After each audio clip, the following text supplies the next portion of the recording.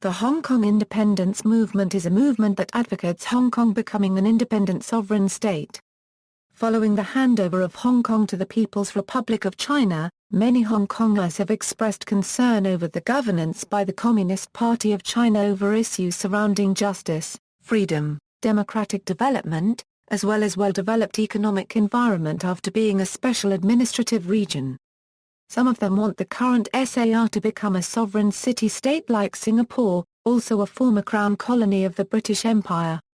According to HKPOP's 2007 poll, 25% of Hongkongers preferred an independent Hong Kong rather than an SAR ruled by PRC, an increase from 22% in 2005, while 64.7% of interviewees thought it should not be independent. 33% of interviewees said they would prefer independence if the Communist Party still rules PRC in 2047, when the Sino-British Joint Declaration expires, but stated that they would prefer to remain part of the country if and only if the Communist Party reforms into a full democracy with universal suffrage. This movement should not be confused with the Hong Kong autonomy movement, which rather than advocate independence from the PRC, demands that the PRC allow and implement the Hong Kong people a high degree of autonomy, as was promised at the handover of 1997. Background: the territories of Hong Kong were not entirely ceded to Britain at one time. The cessions were divided into three periods. In 1842, Hong Kong Island was formally ceded in perpetuity to the United Kingdom under the Treaty of Nanking. In 1860, after China's defeat in the Second Opium War, the Kowloon Peninsula and Stonecutters Island were ceded in perpetuity to Britain under the Convention of Peking. In 1898, under the terms of the Convention for the Extension of Hong Kong Territory, Britain obtained a 99-year lease of Lantau Island and the adjacent northern lands, which became known as the New Territories. The ethnic majority of Hong Kong is Cantonese, including natives and immigrants from mainland China. Most of them escaped to Hong Kong due to the unrest in mainland China, such as the Civil War, and the ruling of Cultural Revolution. A sense of Chinese ethnicity and Hong Kong citizenship is stronger than Chinese citizenship. In December 16, 1946, the United Nations Special Committee on Decolonization assented colonies, such as Singapore, Hong Kong and Macau, to being independent. However, both Hong Kong and Macau were later removed from the list by request of the People's Republic of China.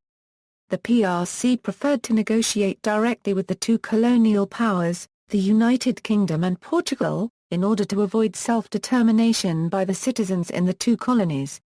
In 1960, UN Resolution 1514 was approved, which advocated that all colonies should be formally independent if they desire. In 1972, the permanent UN seat of the Republic of China was replaced by the People's Republic of China. After the replacement, PRC proposed bilateral negotiation between China and Britain to resolve the Hong Kong sovereignty issue.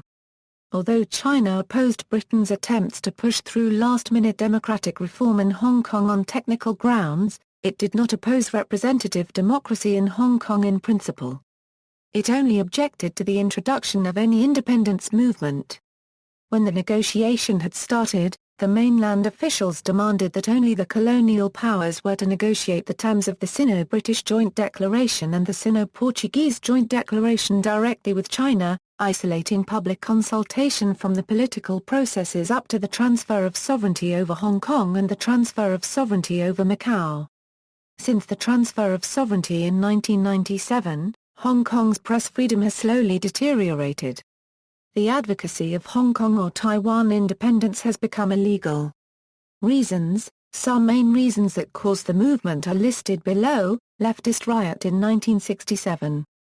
The Sino-British Joint Declaration of 1984 declares that Britain would return all territories of Hong Kong to the People's Republic of China in 1997. The Tiananmen Square protests of 1989 incited concern and skepticism over the PRC government's commitment to democracy.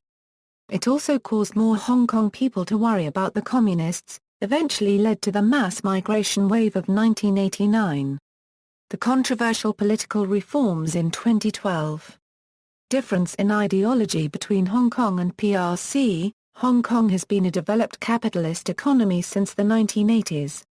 Although there is one basic law article which states that Hong Kong's systems and policies shall remain unchanged for 50 years, some people still believe that the PRC's socialist regime would ruin Hong Kong's original economic environment and freedom. Politically, some people are afraid that Hong Kong would never have democracy under the PRC governance. The proposed enactment of the Article 23, Basic Law.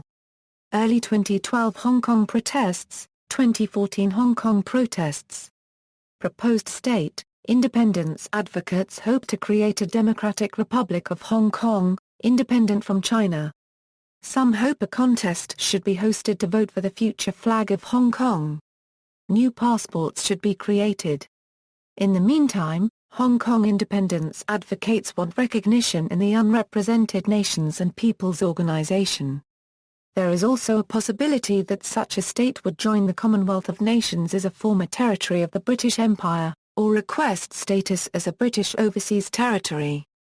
Possible support for this was indicated by an online poll, but its representativeness and validity is suspect. Comments by Chinese government. According to Zhang Dingwei, a political scientist at Shenzhen University, those people who call for Hong Kong's independence represent a small minority amid a larger Chinese population which is pained by the painful memory of national disintegration.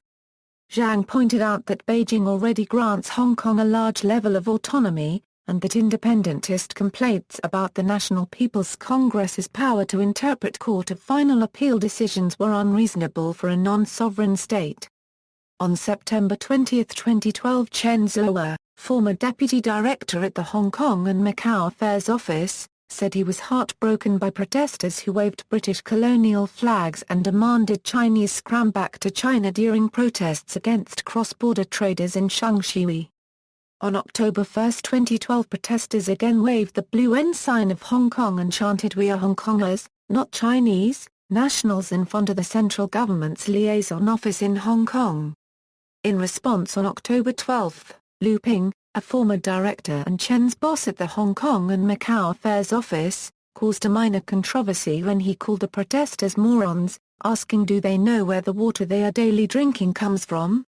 On October 31, the Global Times advocated a cool response to independentists, explaining that separatist feelings in Hong Kong were a result of resentment at mainland China's economic development, which has robbed some Hong Kongers of a sense of superiority over mainlanders.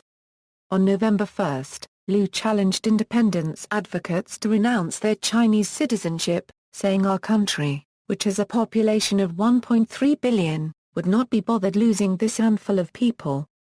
The convener of the Executive Council, Lam Woon Kwong, denied the emergence of an independence movement. On November 5, Alex Lowe of the South China Morning Post asserted that there is no sign the movement is anything but the asinine rumblings of a few malcontents and juveniles, cautioning that Lu's comments were making the protesters feel important instead of ridiculous. See also, early 2012 Hong Kong protests, Hong Kong July 1 marches, Politics of Hong Kong Autonomy Movement, Hong Kong Localism Power, Civic Passion, Hong Kong Independence Party. References. Associated Press, November 15, 2004, Associated Press, November 16, 2004, South China Morning Post, February 7, 2005 at the Wayback Machine. External links, Hong Kong Front.